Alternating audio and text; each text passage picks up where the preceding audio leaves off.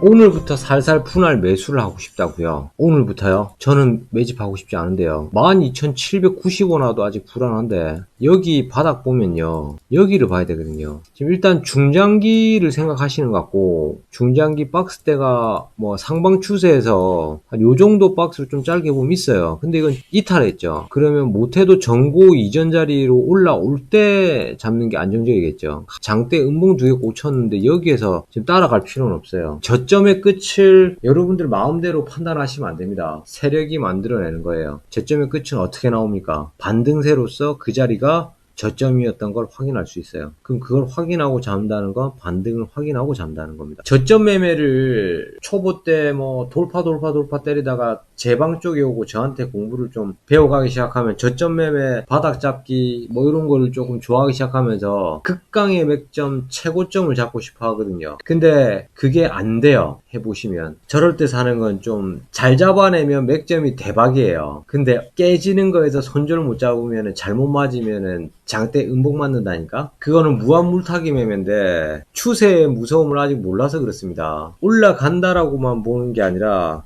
물론 저점 라인이긴 하죠. 저점에서 더 깨지는 경우들이 있어요. 요거는 크게 봤을 때 장기 이평선 추세선은 살아있긴 해요. 아직 금방 돌아 올려가지고 13,000원에서 자리 안착시키면 되긴 하죠. 근데 너무 위험합니다. 이렇게 사시면 안 돼요. 사더라도 전저점 라인 진짜 빨리 사도 12,600원 윗자리, 장기 이평선 윗자리 13,000원 정도는 들어와야지 공략점이 나옵니다. 원래 단테님사는 비싸게 사서 더 비싸게 팔아라의 기준으로 봤을 때는 저 타점이 안 나오긴 하는데, 이야기하는 타점이 뭔지는 알겠어요. 서로 상반되는 라인이라 생각이 180도 다르죠. 예. 근데 저점 잡기, 분할 계속해서 물타기 하는 경우에 비중은 높아지고 종목은 계속 따라 들어가야 되고 길게 들고 가고 막 이렇게 하는데, 보통 종목들이 그럴 거예요. 주식에서는 중요한 게 추세거든요. 일정한 횡보를 이야기하는 게 박스 추세를 이야기하는 거고, 그리고 또 추세 중에는 상승 추세, 하방 추세 이렇게 크게 나뉘어요. 근데 캔들로 봤을 때, 주가의 흐름으로 봤을 때, 기본 파형을 밥그릇 파형으로 봤을 때 여기에서 보면 추세 하방 라인에 횡보 박스 구간, 상승 추세 구간이잖아요. 그죠? 횡보 박스 구간에서 여러분들이 관가하고 있는 게 계속 횡보가 나와서 복귀할 거라고만 생각을 하는데, 하방 추세가 횡보 라인에서 나올 수 있어요. 횡보를 잘 보여주던 박스세가 갑자기 하방이 나와서 계속해서 추세가 빠지는데 여기서 만약 무한물타기 형식이 돼버린다. 패가 망신하죠. 그럼 이게 확률이 어떻게 되냐? 박스권으로 돌아오는 종목이 7, 8 정도 되고요.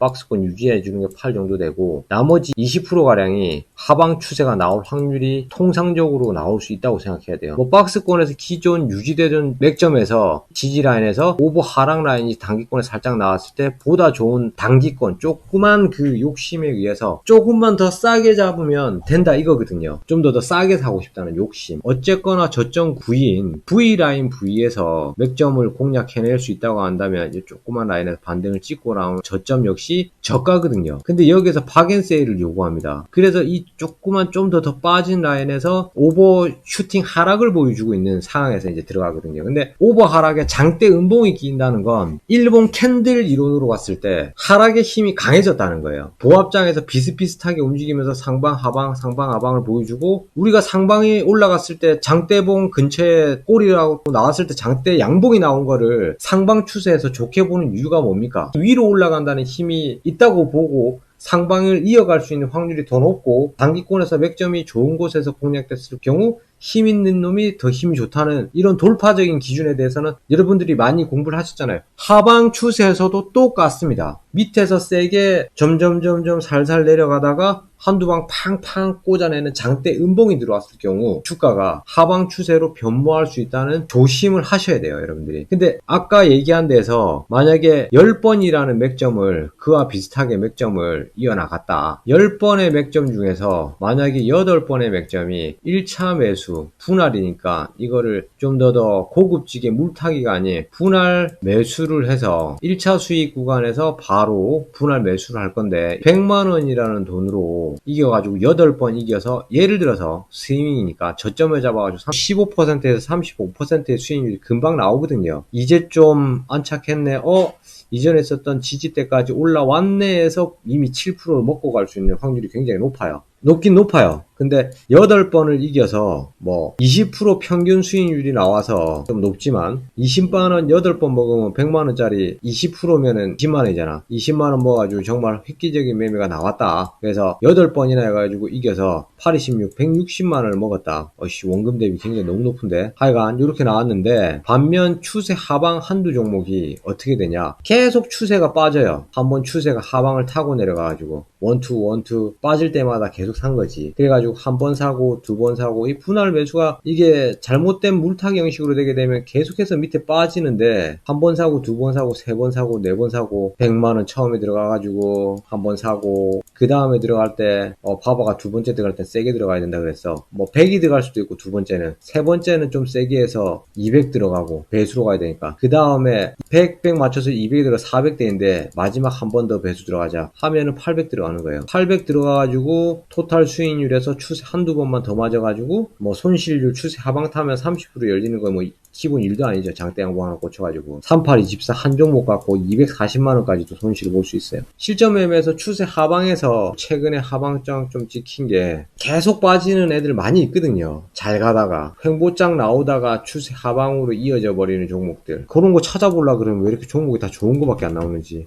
또 대시세 나오고 나서 횡보 나오다가 이런 구간에서 크게 추세 라인 방향 대비 박스권 나오더라도 바닥세 박스권이라고 생각하는데 이격이 좁혀지지 않았죠. 지금 장기 이평선 이격 여기 잡았는데 빠졌다고 해서 이런 데서 또 잡게 되고 또 잡게 되고 하면 추세 하방에서 굉장히 위험한 매매가 돼요. 그래서 추세 방향을 항상 생각하시면서 맥점을 공략해라. 박스 상승 하방 그리고 추세가 전향되는 것에 여러분들이 민감하게 반응하시고 박스장 상승 추세장 수익을 낼 수 있거든요.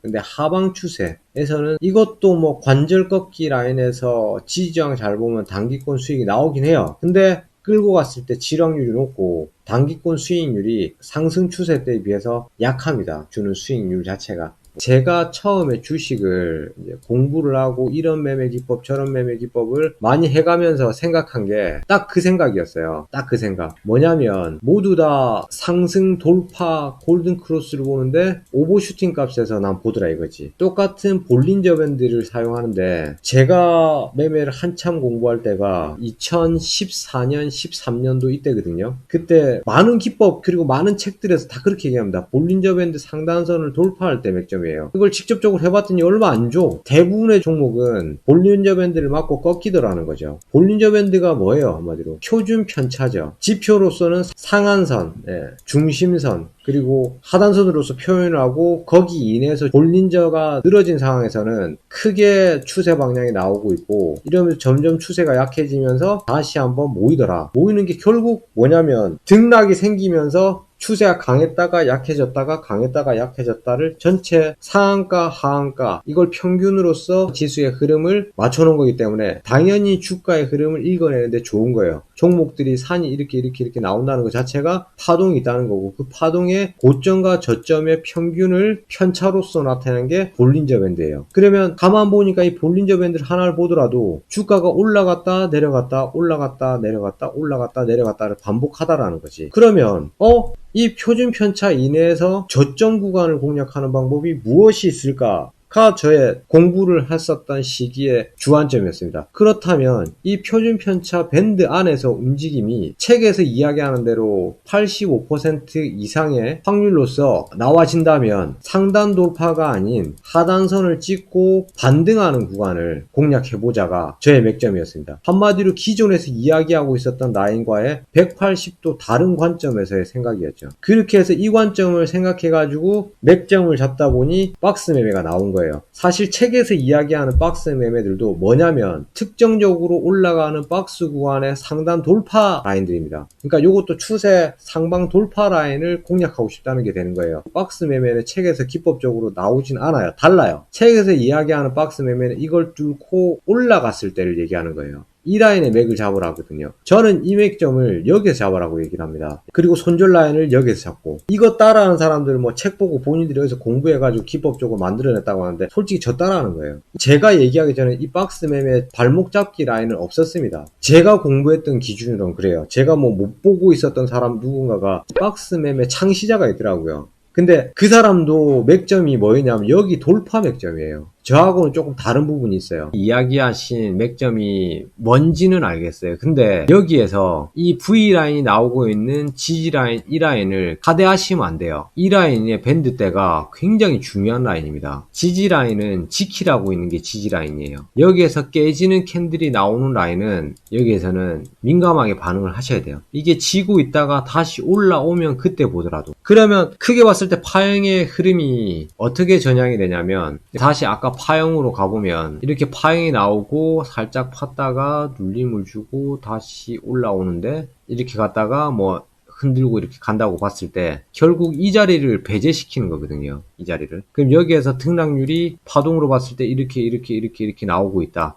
이렇게 나오다가 디테일 라인이 이렇게 갔다가 빠졌다가 이렇게 또 갔다가 또 빠졌다가 급등 보여주고 또 확 눌렀다가 이렇게 가겠죠. 빠질 때는 이제 올라가는 거 대비 빠지는 게 심하니까. 그럼 이쪽을 디테일하게 봤을 때 이 밴드대가 나온 라인 밑으로는 맥점을 잡지 않는 거예요. 이걸 이제 최근에 보면 단테님 하이힐 기법이라고 나오죠. 이거 역시도 마찬가지. 뭐냐면 저번에도 한번 가르쳐 드렸지만 국자 파형이에요. 이게 횡보선에서 중요한 지지 라인들을 떠내게 되면 여기서도 이렇게 빠지면 지지 라인 이렇게 빠지겠죠. 그럼 결과론적으로 이 종목을 잡아야 되는 맥점 라인이 어디가 되는 거냐면 이전에 중요했었던 지지 라인을 다시 케어해 주는 라인이 됩니다. 그러면 이걸 딱 떠내고 나면 국자 모양이 나와요. 이렇게. 이 국자 모양에서 여러분들이 맥점을 잡지 말아야 될 구간은 이 국자에 눌러주는 부위예요. 그럼 마찬가지 또 여기에서 지지 라인을 꾸준하게 알고 있었다는 얘기는 이 빠지는 구간의 맥점을 케어하고 이 구간에 달짝지근한 부분이 있긴 하죠. 급락이 나왔던 만큼 올라간다는 건 이게 급락이 나올 때는 굉장히 세거든요. 단기 골파기 라인이라고 표현하죠. 빠르게 나오고 이게 30%가량이 나와져요. 쉽게 나옵니다. 이게 빠지는데 15% 나오는데 뭐 빠른 건 5일에서 15일 이내에서 나올 수 있어요. 충분히. 그렇게 흔들거든요. 세력이. 골파기 보여주고 니네들 흔들라고 생각하는데 살살할 것 같아요. 세력들이. 그렇지 않죠. 거기에서 세력들 입장에서는 우리가 유추할 수 있는 상황에서 이 골파기 라인이 계속해서 빠진다고 생각 아니할 수가 없어요. 해야 되고. 그렇기 때문에 이 위험한 구간은 배제시키고 맥점을 잡는다고 하더라도 전혀 여러분들이 맥점을 잡는데 손해볼 게 없다는 거죠. 좋은 구간에서 분위기 좋은 데서 살만 발라먹어도 수익을 충분히 창출시킬 수 있고요. 여기에서 만약에 세력의 수급론으로 봤을 때 세력의 입장에서 여기에서 내가 매집돼가지고 니네들이 타는 게 싫어가지고 터는데 여기서 안 타고 저점식으로 계속 물량을 들이대 많이 들어와? 그러면 한 두 달 더 빼.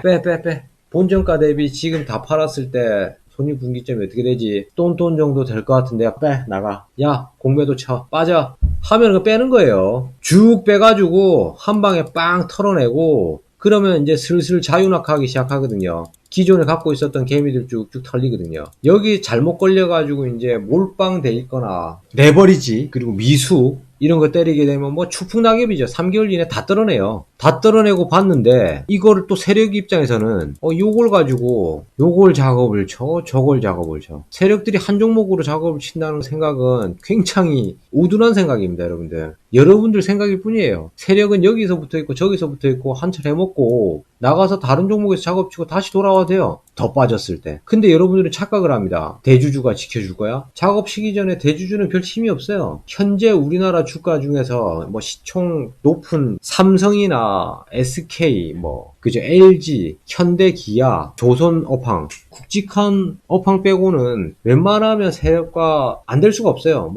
시총 그렇게 높은 종목들도 그렇게 빠지는데 수급 빠지면 물론 이 세력이 한국인들에게만 있다고 생각하면 절대 안 됩니다. 외인에게도 분명히 있고 위험한 발언이 될 수도 있겠지만 기관 쪽에 엮여 있을 수도 있어요. 그런 전체적인 상황을 봤을 때 이렇게 위험한 리스크에 노출되어 있는 투자를 하고 있는데 여기서 솔직히 냉정하게 얘기하자면 건방지게 저점의 끝을 함부로 판단해서 장대 음봉이 꽂힌 라인에서 잡는 건 아닙니다. 도전을 하고 맥점을 잡는다고 하더라도 골파기가 나왔으면 배제시키고 맥점을 잡을 수 있는 구간. 여기에서 파동으로 봤을 때 이 바닥 라인에서 골짜기 라인이 나왔을 때 저점 잡기 하는 방법은 역 헤드앤숄더 또는 전 저점을 이겨냈을 때 본인들이 보고 있는 중요 보조 지표를 이기고 있을 때 이것들이 된다는 얘기는 곧 뭐가 된다는 겁니까? 기술적 분석을 해서 무한무타기를 하지 않겠다는 거예요. 한마디로 역 헤드앤숄더가 깨지고 거꾸로 본 어깨에서 숄더 라인을 치고 올라가는데 다시 숄더 라인을 깨요. 그럼 여기서 손절을 잡아내야겠죠. 길게 끌고 가지 않고 바로 터치했을 때 던지지 않는다고 하더라도 일봉상 종가의 흐름에서 이탈하는 걸 확인했을 때는 아쉬워도 던져야 되는 거예요. 만약에 보조지표를 활용해가지고 비타민 매매를 했어요. 첫 번째 산 들어올리고 두 번째 산을 들어올리는 라인에서 잡았는데 수익을 잠깐 보다가 비타민 라인을 만약에 깹니다. 그러면 잘라야죠. 또 잘라야죠. 그렇게 해서 바닥세에 대한 이유도 그리고 잡지 말아야 될 구간에 대한 이유도 잘 해가셔야 돼요. 아시겠죠? 잘 들으셨으면 숫자 1번